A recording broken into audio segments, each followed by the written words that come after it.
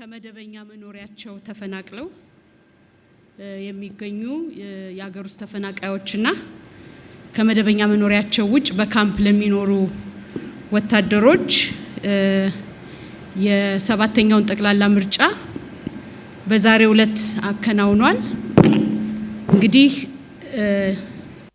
የቦርዱ አዋጅ ቁጥር 1162 2011 ልዩ የምርጫ ጣቢያ ስለመቋቋም ይገልጻል። በዚሁ መሰረት በአገር ውስጥ ተፈናቃዮችና በዚሁም በትምህርት ቤት በዩኒቨርሲቲ ላሉ ልዩ ምርጫ ጣቢያ እንደሚኖር ይደነግጋል። በመሰረቱ የዩኒቨርሲቲ ተማሪዎችን በተመለከተ የመራጮችን ምዝገባ ባሉበት ካምፓሳቸው ምዝገባ እንዲያካሄዱ ቦርዱ ባለማው ሲስተም በመጠቀም እንደ መራጭ ተመዝግበው የድምጽ መስጠት ሂደቱ ግን መደበኛ ዜጎች ወይም መራጮች በሚሰጡበት ድምጽ በሚሰጡበት ቦታ እንዲሰጡ ተደርገዋል። የሀገር ውስጥ ተፈናቃዮችና ወታደሮች በካምፕ ያሉትን ግን በዛሬው ዕለት በልዩ የምርጫ ጣቢያ ዝግጅት በማድረግ ድምጽ መስጠቱን በዛሬው ዕለት አከናውኗል። እንግዲህ በእነዚህ ልዩ ምርጫ ጣቢያዎች መራጮች ምርጫ ማካሄድ እንዲችሉ ቦርዱ የተለያዩ ዝግጅቶች ሲያደርግ ቆይቷል። የሀገር ውስጥ ተፈናቃዮችን በተመለከተ ከሚመለከታቸው አካላት የት አካባቢ እንዳሉ ቁጥራቸው ምን ያህል እንደሆነ መረጃ በመሰብሰብ ወታደሮችንም በተመለከተ በእንደዚሁ ከሚመለከታቸው ተቋማት መረጃዎችን በመሰብሰብ የምርጫ ጣቢያዎችን ሲያደራጅ ቆይቷል። ምርጫ ጣቢያዎችን ማደራጀት ብቻ ሳይሆን ምርጫ የሚያስፈጽሙ አስፈጻሚዎችንም በማስተባበር ለነሱ ደግሞ በማዕከል ደረጃና እንደገና ደግሞ በያሉበት ቦታ ላይ የድምጽ አሰጣጥ ሂደትን በተመለከተ እንደማንኛውም የኢትዮጵያ ብሔራዊ ምርጫ ቦርድ ምርጫ አስፈጻሚ ስልጠና አካሂዷል። ቦርዱ በዚህ መሰረት ይሄንን የምርጫ ዝግጅት አድርጓል። እዚሁ ጎን ለጎን ለምርጫ ለድምጽ መስጠቱ የሚያገለግሉትን ከመራጮች ምዝገባ ጀምሮ ሰነዶች በማዘጋጀት የተለየ የመራጮች ምዝገባ የጊዜ ሰሌዳ በማውጣት ምዝገባው እንዲካሄድ አድርጎ ከዛም በኋላ የድምጽ መስጫ ቁሳቁሶችን በታለመውና በታቀደው ቀን አጓጉዞ በተለያዩ ካምፖች አድርሶ በዛሬው ዕለት ሰኔ 2 ቀን ይሄ የድምጽ መስጠት ሂደት ተከናውኗል። እንግዲህ በዚህ ሂደት ውስጥ እንዳልኩት መጀመሪያ የመራጮችን ምዝገባ በተመለከተ በወታደር ካምፕ ለሚገኙ አስተባባሪዎች ወደ 56 ለሚሆኑ መጀመሪያ ስልጠና ተሰጥቶ እነሱ የመራጮችን ምዝገባ አድርገዋል። ከዛም በመቀጠል ደግሞ የድምጽ መስጠት ሂደቱ እየጨመረ ስለሚመጣ ተጨማሪ 126 አስፈጻሚዎችንና አስተባባሪዎችን ተመሳሳይ ስልጠና በመስጠት እነዚህ አስተባባሪዎችና አስፈጻሚዎች ደግሞ ምርጫውን ለሚያስፈጽሙ 6630 ለሆኑ ምርጫ አስፈጻሚዎች ስልጠና እንዲሰጡ ተደርጓል። በተመሳሳይ መንገድ ለ82 ለሚሆኑ ለሀገር ውስጥ ተፈናቃይ ካምፖች ውስጥ ላሉ አስተባባሪዎች የመጀመሪያ ዙር ስልጠና ከተሰጠ በኋላ እነዚህ 82 የሀገር ውስጥ ተፈናቃዮች ካምፕ ውስጥ የሚገኙ አስተባባሪዎች የመራጮችን ምዝገባ ካከናወኑ በኋላ በምርጫ ሂደቱ ግን ያው የምርጫ ሂደት ስራ ብዙ አይነት ስራዎችን የሚጠይቅ በመሆኑ በእነዚህም ካምፖች ውስጥ ወደ 442 ምርጫ አስፈጻሚዎች እንዲሰለጥኑ ተደርጎ ስራው ተከናውኗል ማለት ነው። ከዚሁ ጎን ለጎን በዚህ የምርጫ ዝግጅት በተለይም የመራጮችን ትምህርት በተመለከተ ለተለያዩ የሲቪል ማህበረሰብ ድርጅቶች ቦርዱ ድጋፍ አድርጎ በተለይም በሀገር ውስጥ ተፈናቃይ ለሆኑ ወገኖች የመራጮች ትምህርት እንዲያስተምሩ ድጋፍ አድርጓል።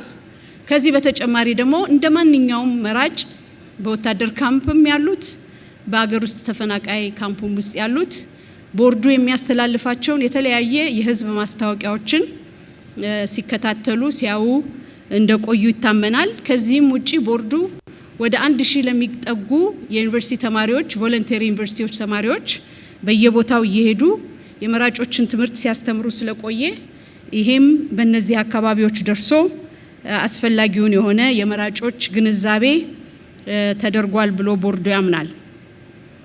እንግዲህ የምርጫ ሂደት ትልቁና ወሳኙ ነገር እነዚህ አስፈላጊ የምርጫ ቁሳቁሶች ሙሉ በሚባል ደረጃ በሰዓቱ ቦታው መገኘታቸው ነው።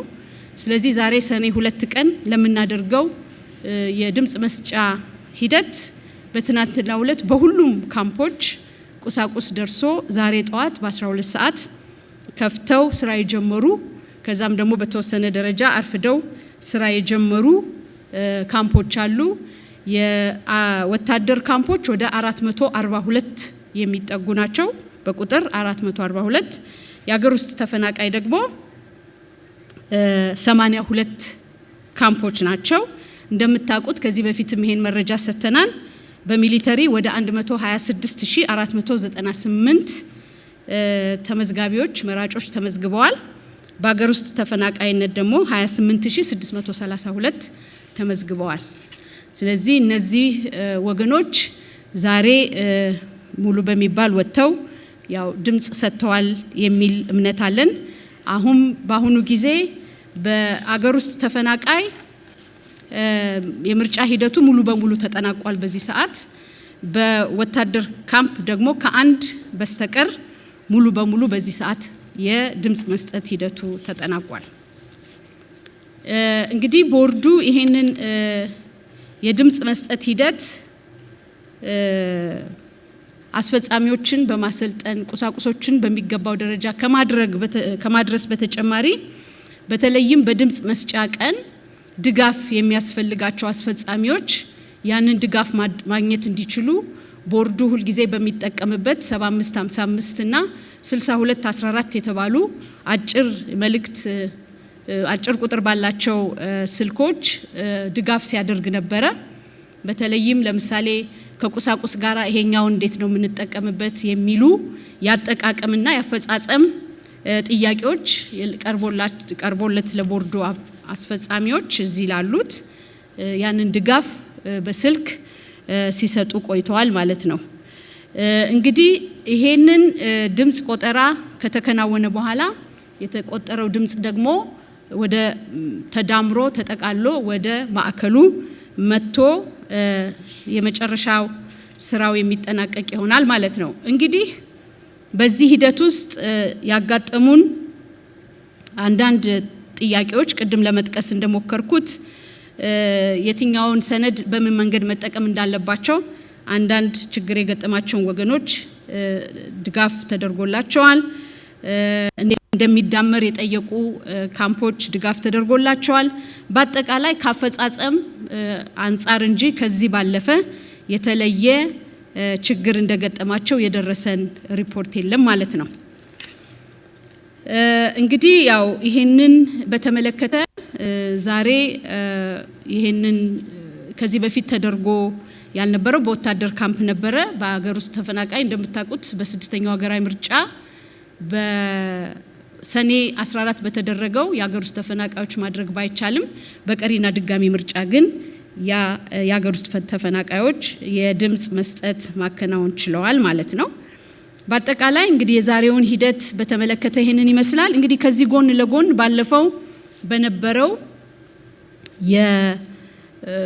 እነዚህ ከየምርጫ ክልሉ የመጡ ወይም በየምርጫ ክልሉ ተለጥፈዋል ወደ ማዕከል መጥተዋል የሚል አፕዴት ከዚህ በፊት ሰጥተን ነበረ። ያው የኢትዮጵያ ብሔራዊ ምርጫ ቦርድ በ501 የህዝብ ተወካዮች ምክር ቤትና በ638 የክልል ምክር ቤቶች ነው ይሄንን ምርጫ የሚያደርገው። በድምሩ 1139 ምርጫ ክልሎች ላይ ነው ይሄንን የምናደርገው። በአሁኑ ጊዜ በሁሉም ምርጫ ክልሎች ከሁለት በስተቀር በሁሉም ምርጫ ክልሎች ውጤት ተለጥፏል። እንግዲህ ምርጫ ክልል ሀላባ 1 እና ቀብሪ በያ የሚባሉ ምርጫ ክልሎች የውጤት ጨርሰው አዳምረው ጨርሰው ማለት ነው አለመለጠፋቸው ነው ያለን መረጃ።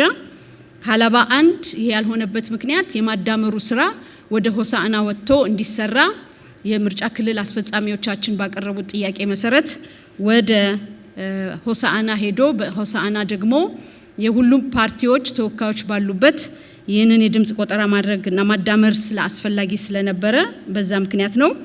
ቀብሪ በያን በተመለከተ ከጉርሱም ከባቢሌ ከተለያዩ ወረዳዎች ተሰብስቦ የሚመጡ የተዳመሩ ድምጾችን አብሮ ደምሮ ይፋ ማድረግ የተወሰነ ጊዜ ስለፈጀ ነው። እንግዲህ ከሁለቱ በስተቀር እንዳልኩት ሁሉም በሚባል የድምጽ መዳመሩ በምርጫ ክልል ደረጃ ተለጥፏል። ወደ ማዕከል ለቬሪፊኬሽን ማዕከል የተጓጓዙና የቬሪፊኬሽን ስራ እየተሰራባቸው ያሉ አሉ። በአሁኑ ጊዜ በማዕከል ወደ 816 ምርጫ ክልሎችን ተቀብለናል። ከ1139 816ቱን ተቀብለናል። ከ501 የህዝብ ተወካዮች ምክር ቤት 353 ተቀብለናል። ከ638 የክልል ምክር ቤት 463ቱን ተቀብለናል።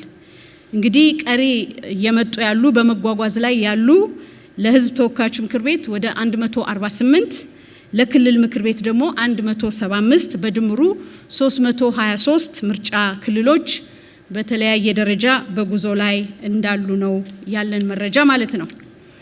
እንግዲህ ይህንን ካልኩ ዘንዳ ዛሬ ቦርዱ በተወሰነ ደረጃ እንደምታውቁት አዋጅ ቁጥር 1162 ቦርዱ ይፋ የሚያደርግበት ውጤትን ይፋ የሚያደርግበት ቀን ተቀምጧል።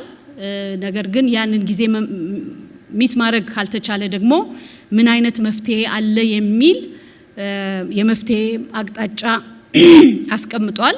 ከዚሁ ጎን ለጎን የመመሪያ ቁጥር 14 2013 የሚባለው የቦርዱ መመሪያ ቦርዱ ጠቅላላ የምርጫ ክልል ውጤቶች ካልመጡለት የመጡትን የምርጫ ክልሎች ለጠቅልለው እስከሚደርሱ ድረስ ከስር የምርጫ ክልሎችን የመጡትን ውጤት ይፋ ማድረግ እንደሚችል በዚህ በመመሪያ ቁጥር 14 2013 አንቀጽ 54 በተጠቀሰው መሰረት ዛሬ በተወሰኑ ምርጫ ክልሎች ላይ ያለውን ውጤት ቦርዱ ይፋ ያደርጋል።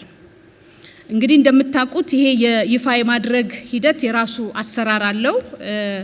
ሁለት አይነት ምክር ቤት እንዳለ ሁላችንም እናውቃለን። ስለዚህ በዚህ መሰረት እንግዲህ ለህዝብ ተወካዮች ምክር ቤትና ለክልል ምክር ቤት የሚመጡ ውጤቶች እንዴት ይዳመራሉ፣ እንዴት ይሰራሉ በጣም ቴክኒካል ነገር ነው።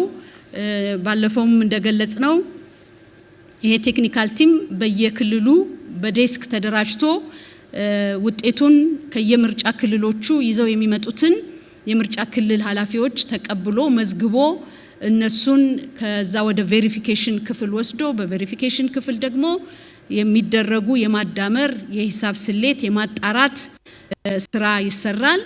ችግር ያለባቸው መገጣጠም ያልቻሉ የቁጥር ችግር ሲፈጥር ደግሞ ወደ ኦዲት ክፍል ተመርቶ በኦዲት ክፍል የማጣራት ስራ ይሰራል። ችግር የሌለባቸው ወደ ቦርዱ ለውሳኔ ይቀርባሉ። እነዛ ደግሞ ወደ ኦዲት የሄዱት በተመሳሳይ መንገድ አስፈላጊ ነው የሚባለው ማጣራት ተደርጎ ውሳኔ የሚሰጥባቸው ይሆናል።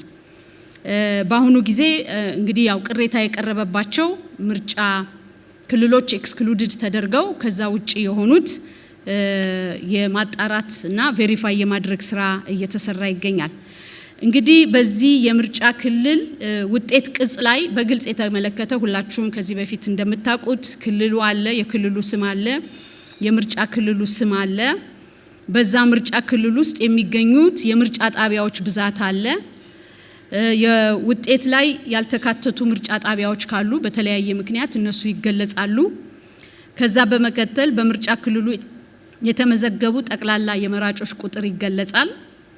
በምርጫ ክልሉ ውስጥ የተቀበሉት ጠቅላላ የድምጽ መስጫ ወረቀት ያ ምርጫ ክልል የተቀበለው የድምጽ መስጫ ወረቀት ይገለጻል። መራጮች ድምጽ ሲሰጡ በመዝገቡ ላይ የፈረሟቸው ፊርማዎች ብዛትም ይቆጠራል። ያው እንግዲህ መራጭ ድምጽ ሲሰጥ ተመዝግቦ ነው የሚሰጠው። ስለዚህ እነዛ ፊርማዎችም ብዛታቸው ይቆጠራል። በዛ ምርጫ ክልል ውስጥ ጥቅም ላይ ያልዋሉ አጠቃላይ የድምጽ መስጫ ወረቀቶችም ብዛታቸው ይገለጻል። በምርጫ ክልሉ ውስጥ አጠቃላይ የተበላሹ የድምጽ መስጫ ወረቀቶች ብዛትም ይገለጻል። እንግዲህ የተበላሹ ማለት አንድ መራጭ ድምጽ ለመስጠት ቀርቦ ምልክት ሲያደርግ ከተበላሸበት ያ የተበላሸውን መልሶ ሌላ በምትክ ወስዶ ድምጽ መስጠት ስለሚችል እነዚህም አብረው ብዛታቸው ይቆጠራል። በምርጫ ክልል ውስጥ አጠቃላይ ከድምጽ መስጫ ሳጥን ውጭ ወድቀው የተገኙ ይቆጠራሉ። አንዳንድ ጊዜ መራጮች ድምጽ ይሰጡና የድምጽ መስጫ ሳጥን ውስጥ ከተት ነው ብለው ሳይገባ ሊወድቅ ይችላል። ወይም የድምጽ መስጫ ቡዝ ውስጥ ሆነው ሲመርጡ በድንገት ጥለውትም ሊሆን ይችላል። ስለዚህ በዚህ መንገድ ወድቀው የሚገኙትም ይመዘገባሉ። በምርጫ ክልል ውስጥ አጠቃላይ ዋጋ ያላቸው የድምጽ መስጫ ወረቀቶችም ይቆጠራሉ። ያው በነጩ ሳጥን ውስጥ የገቡት ወጥተው ተገልብጠው ሲቆጠሩ ዋጋ ያላቸው የድምጽ ወረቀቶችም ይቆጠራሉ። በምርጫ ክልል ውስጥ አጠቃላይ ዋጋ የሌላቸው የድምጽ መስጫ ወረቀቶች ብዛታቸውም ይሄ ኢንቫሊድ የሚባሉ ቦታዎች ማለት ነው። ለምሳሌ በህዝብ ተወካዮች ምክር ቤት አንድ ምርጫ ክልል ላይ አንድ እጩ ብቻ ነው ማለፍ የሚችለው። ነገር ግን ከአንድ እጩ በላይ ምልክት ካደረገ ያ ድምጽ መስጫ ኢንቫሊድ ይሆናል ማለት ነው። ስለዚህ እንደዚህ አይነቱ ዋጋ የሌላቸው የድምጽ መስጫ ወረቀቶች ናቸው። ሌላው ደግሞ ጊዜያዊ ድምጽ የሚባል በድምጽ መስጫ ሂደት አንድ መራጭ ልትመርጣት አይገባህም የሚል ጥያቄ ሲነሳ የምርጫ ጣቢያው ኃላፊ በጊዜያዊ ድምጽ እንዲሰጥ ሊፈቅድለት ስለሚችል ያ በጊዜያዊ የተሰጠ ድምጽ ታለ እሱም ደግሞ ለብቻው ታሽጎ ስለሚመጣ እንዲህ አይነትም ድምጽ ካለ አብሮ ይቆጠራል ማለት ነው። እንግዲህ ከዚህ በኋላ በዚህ ምርጫ ክልል የተወዳደሩት እጩዎች ይዘረዘራል። የፖለቲካ ፓርቲ ወክለው ከሆነ የፖለቲካ ፓርቲ ስማቸው ይጠቀሳል። የግል እጩዎች ከሆኑ የግል እጩዎች መሆናቸው ይጠቀሳል። እያንዳንዳቸው ያገኙት ድምጽ ይመዘገባል። ከዛ በኋላ ደግሞ ከነዚህ መካከል ያው ለህዝብ ተወካዮች ምክር ቤት አንድ ሰው ስለሆነ የሚያልፈው ከፍተኛ ከነዚህ ተወዳዳሪዎች ውስጥ ከፍተኛ ድምጽ ያገኘው የከፍተኛ ድምጽ ያገኘ እጩ ተብሎ ይመዘገባል ማለት ነው። እንግዲህ ይሄን በተመለከተ የህዝብ ተወካዮች ምክር ቤት በዚህ መንገድ የሚሰራ ይሆናል። በተመሳሳይ መልኩ የክልል ምክር ቤት ለየት የሚያደርገውን ብቻ ነው የምናገረው ጊዜ ላለመፍጀት። በተመሳሳይ የክልሉ ስም ይኖራል፣ የምርጫ ክልሉ ስም ይኖራል። በዛ ምርጫ ክልል የክልል ምክር ቤት ስለሆነ ከክልል ክልል የምክር ቤት መቀመጫቸው ስለሚለያይ የምክር ቤቱ ወይም የክልሉ መቀመጫ ብዛት ምን ያህል ነው የሚለው በዝርዝር መገለጽ አለበት። አንዱ ቦታ ላይ 5 ሊሆን ይችላል፣ አንዳንዱ ቦታ ላይ 17 ሊሆን ይችላል፣ አንድ ቦታ ላይ 20 ሊሆን ይችላል። ከዛ ውጭ ግን ለህዝብ ተወካዮች ምክር ቤት የምንጠቀምባቸው መለኪያዎች በሙሉ ከ1 እስከ 9 የተመለከቱት በዚህኛውም በክልል ምክር ቤት የሚጠቀስ ይሆናል። በተመሳሳይ መልኩ እነዚህ ለክልል ምክር ቤት የተወዳደሩ እጩዎች ስማቸው ይዘረዘራል። የፖለቲካ ፓርቲም እጩዎች ከሆኑ ይሄው ይመለከታል። የግል እጩዎችም ከሆነ ይሄው ይጠቀሳል። እነሱ ደግሞ ያገኙት ውጤት አብሮ ይቀመጣል ማለት ነው። ስለዚህ እንደ ምክር ቤቱ መቀመጫ ብዛት የምክር ቤቱ መቀመጫ 3 ከሆነ የመጀመሪያ 3 ከፍተኛ ድምጽ ያገኙት ያልፋሉ። የምክር ቤቱ መቀመጫ 10 ከሆነ የመጀመሪያ ከፍተኛ ድምጽ የመጡት 10ዎቹ ያልፋሉ። በዚህ መንገድ እየተዳመረ ይወጣል ማለት ነው። ይሄንን መሰረት አድርጎ እንግዲህ ዝርዝር የሆነ የእያንዳንዱ እጩ ውጤት ይገለጻል ማለት ነው። እንግዲህ ይሄንን መሰረት በማድረግ ዛሬ ቦርዱ ይፋ የሚያደርጋቸው የተወሰኑ ምርጫ ክልሎች አሉ።